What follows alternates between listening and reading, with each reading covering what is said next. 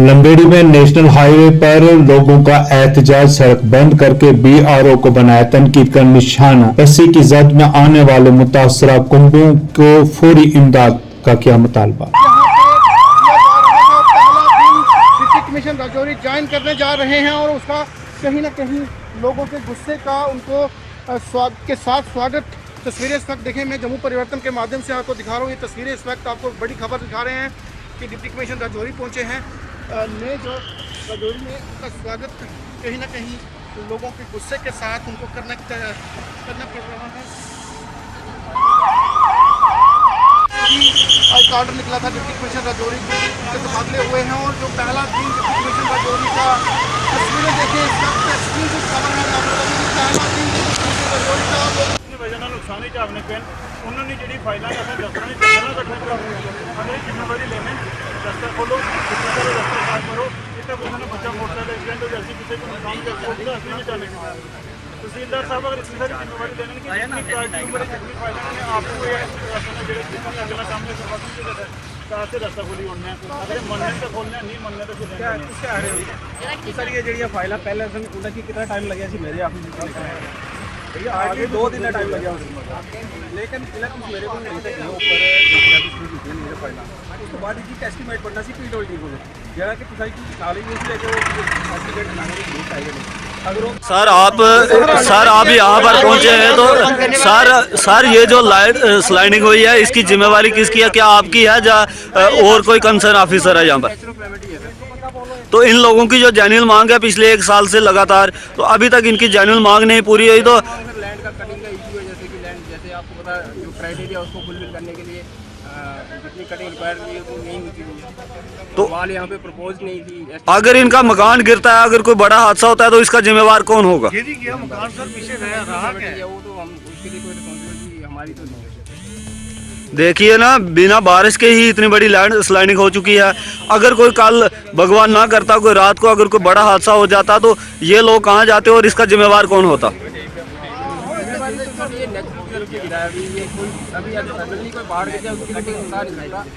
कोई भी इसका वो अनुमान नहीं लगाया जा सकता कि पहाड़ कैसे गिर सकता है या क्या हो सकता है।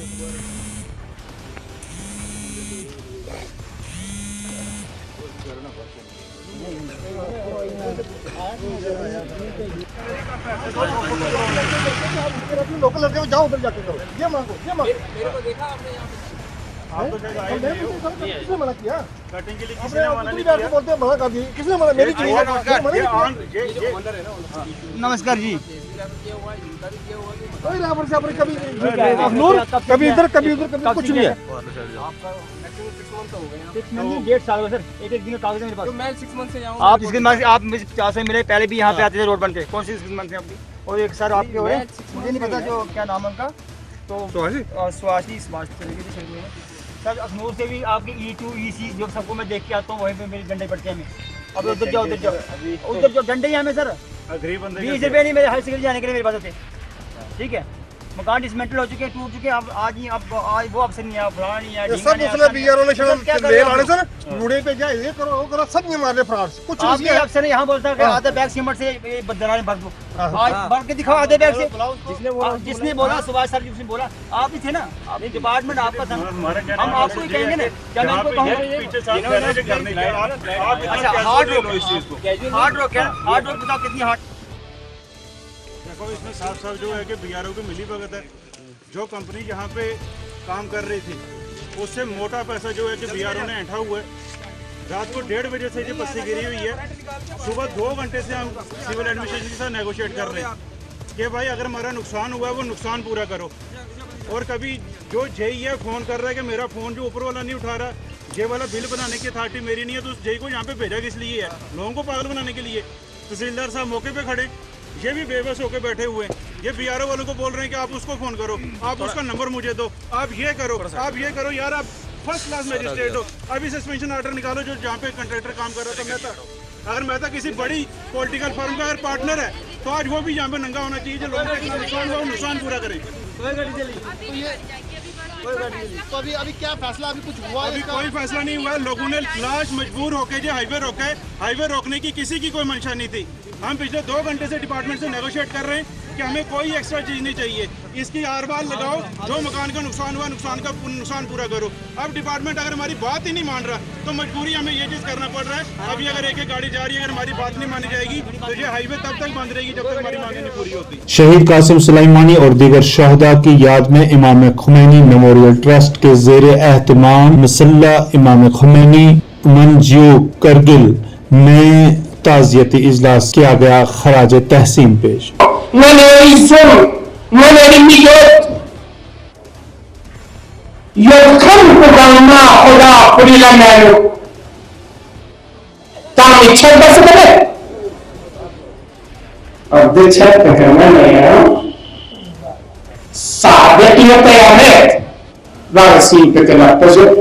उस पर मैं आपसे नहीं पूछूंगा।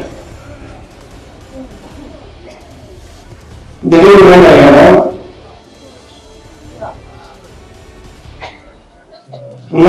tu islamico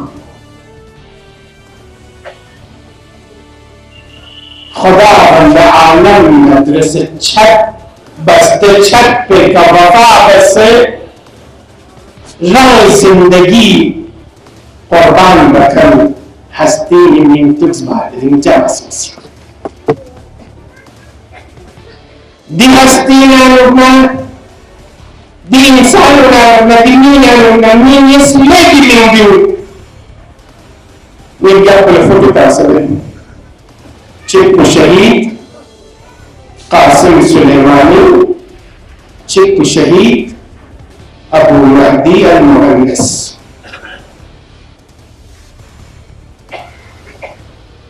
और दरबार यहाँ का चित्तन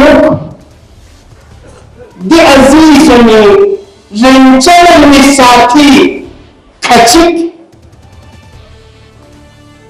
गासिब इस्राइली ने हमला शहादत कमाल दर्जे के लिए चिक शहीद कासिम सुलेमानी अजीज तरीन साथी चिक शहीद सैयद रजी Musavi já uma credibilidade na participação chave na vida serrani hamla se quando começar fica de cheio se você já uma sumidura pegana tashio de mais essa sociedade na sócia और शहीद चिक कासिम मंडी के सदर मुकाम पर ईवीएम मशीनों के मुतालिक वोटरान को दी गई जानकारी। वोटर कैसे अपने वोट के बारे में जान सकते हैं, उन्होंने डाला क्या वहीं पड़ा या नहीं, इसके मुतालिक माहिरीन ने बताया।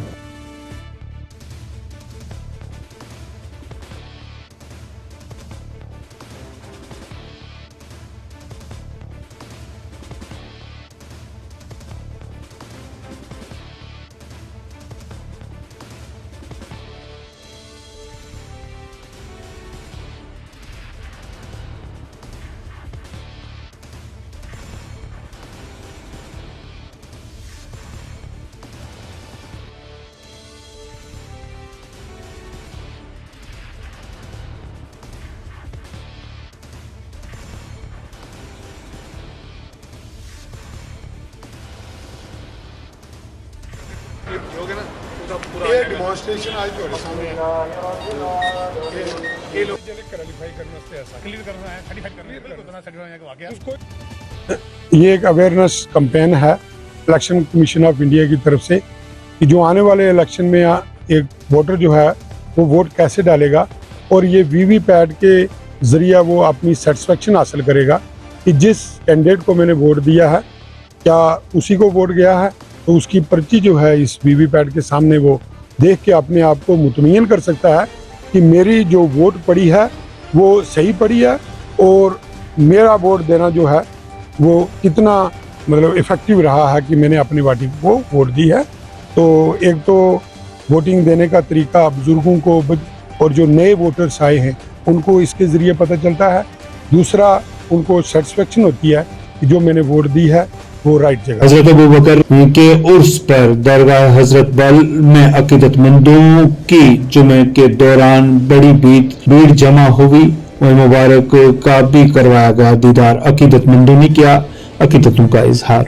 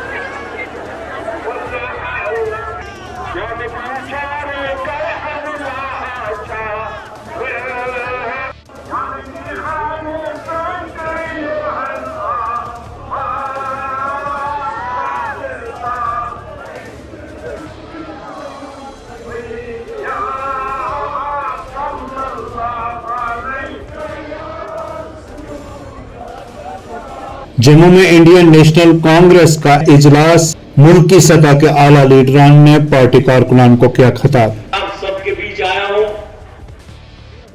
इंचार्ज की हैसियत से। आदरणीय सोनिया जी, आदरणीय मल्लिकार्जुन खड़गे जी, हमारे प्यारे सबके नेता राहुल जी, जिन्होंने मुझे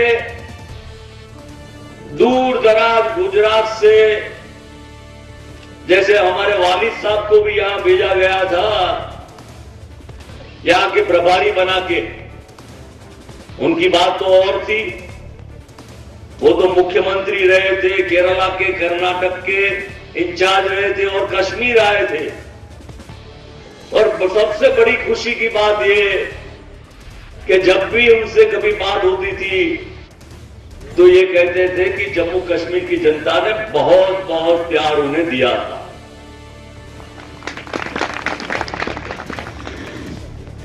अब कहने का मतलब ये है, यहां से स्लोगन बुलाए जाते हैं बड़े जुस्से के साथ। मुझे बहुत अच्छा लगा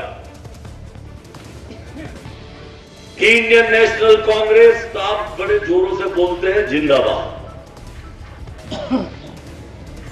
ये जम्मू कश्मीर सिरमौर है, हमारे गुजराती में सिरमौर कहते हैं। ये ताज है, ताज, हिंदुस्तान का ताज है ये। पर कुछ लोग ये ताज को पता नहीं कैसे सोचते हैं, उनके दिमाग में क्या है, सियासी मामले में क्या, किस तरीके से सोचते हैं। सड़क की खस्ता हालत, सागरा बल्हाड़ के लोगों का एहतजाज। साबिक एमएलए ने लेफ्टिनेंट गवर्नर से सड़क की हालत जार को दुरुस्त करने का किया मुतालबा।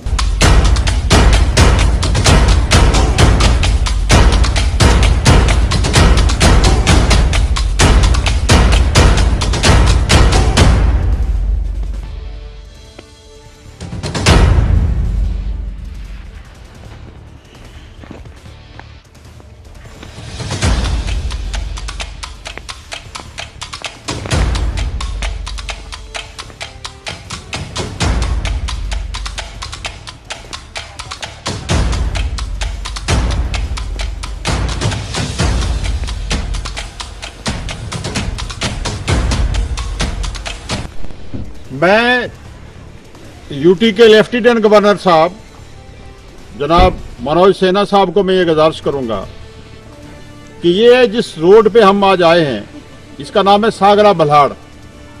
ये रोड नबार्ड में सैंक्शन हुई थी मेरे टाइम में, और इसकी आप हालत देख लीजिए कि ये हालत है। यहाँ एक कलवट बनना था, काजवे बनना था, इससे आगे के बॉर्डर एरिया है ये। यहाँ हमेशा सीज फायर वायलेशन की वजह से शेलिंग होती है, और ये लोग आज तक इन लोगों ने देश की और एकता और अखंडता के लिए जो कुर्बानियां दी हैं वो अगर गिनी जाए तो मैं कहूँगा सरे फरिश्त इन लोगों की कुर्बानियां हैं। मैं लेफ्टिनेंट गवर्नर साहब आपको ये अपील करूंगा कि अगर आपका ये मुद्दा है, अगर आपके कहने और करने में तजाद नहीं है, आप जो कहते हैं अगर वो करते हैं, साबित करते हैं, तो ये सागरा बल्हाड़ ये रोड जिस पे हम आए हैं चल के, ये रोड देख लीजिए। इस रोड पे जो पैसा लगा है वो कहाँ लगा है। ये रोड आ रही है इस बॉर्डर एरिया से टच करके, ये पूरा सागरा से लेके यहाँ तक, और करोड़ों रुपया इस रोड पे निकल चुका है। इन लोगों का एक प्रोजेक्ट बन के वो कभी एससी दफ्तर में होता है, कभी एक्सिन दफ्तर में होता है। क्या इन लोगों की आपको जरूरत नहीं है? कभी कहते हैं कि आपका ये प्रोजेक्ट जो है वो आगे नहीं जा पाएगा, कभी कहते हैं कुछ, कहते हैं बहानाबाजी करते हैं। तो मेरी आपसे ये गुजारिश ये है कि क्या आपने गिने चुने लोगों को अपना वो एजेंट्स बना के रखा हुआ है? क्या आप ये कहते हैं कि किन लोगों के जरिए आप जो